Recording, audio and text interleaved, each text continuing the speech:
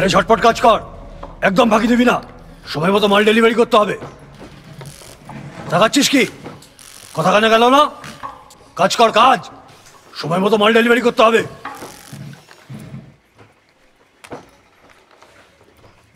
সন্ধ্যা, প্রদীপকে বলিস তো একটা ফোন করতে। আরে বাবা, মালগুলো ডেলিভারি করতে হবে তো নাকি?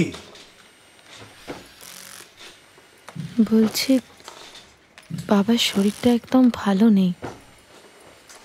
আজকে যদি একটু তাড়াতাড়ি ছুটি দিতেন তাহলে খুব সুবিধা হতো।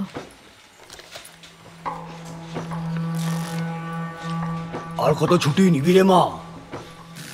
এ মাসে তো আমি তোকে আর ছুটি দিতে পারবো না, সামনেই পুজো। আরে বাবা, মালপত্র ডেলিভারি দিতে হবে তো নাকি?